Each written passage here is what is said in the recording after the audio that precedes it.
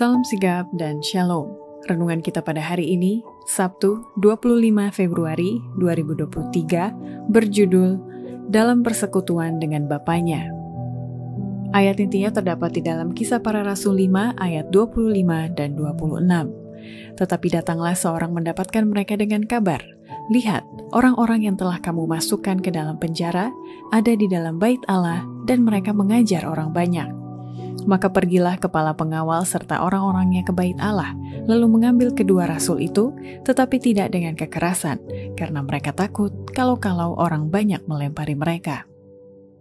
Pena Inspirasi menuliskan yang dimaksud dengan judul renungan kita pagi ini, Dalam Persekutuan dengan Bapanya, adalah sebuah panggilan kehidupan yang praktis, agar kita bisa senantiasa memiliki sukacita surgawi sebagai faktor yang menunjang kebahagiaan sejati dan sarana untuk memulihkan hubungan kita secara vertikal kepada Tuhan dan horizontal dengan sesama, sebagai berikut.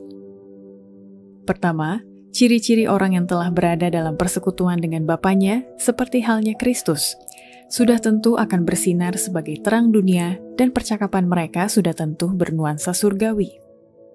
Allah menuntut umatnya supaya bersinar sebagai terang dunia, bukan hanya pendeta yang dituntut demikian, tetapi semua murid Kristus. Percakapan mereka seharusnya surgawi.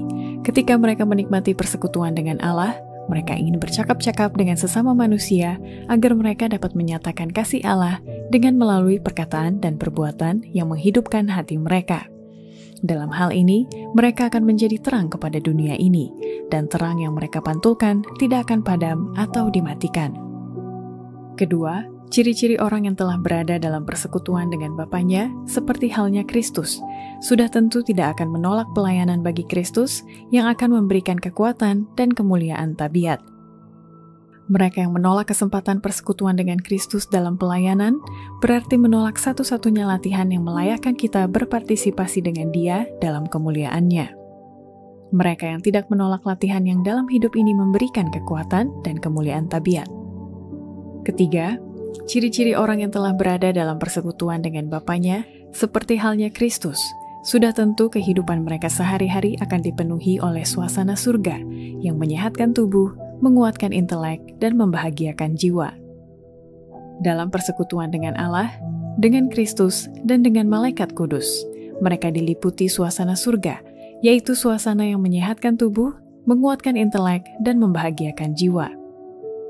Keempat, ciri-ciri orang yang telah berada dalam persekutuan dengan Bapanya, seperti halnya Kristus, sudah tentu tidak menjaga perasaan dan reputasinya mudah terluka demi untuk menyelamatkan jiwa-jiwa dengan pertolongan persekutuan Roh Kudus.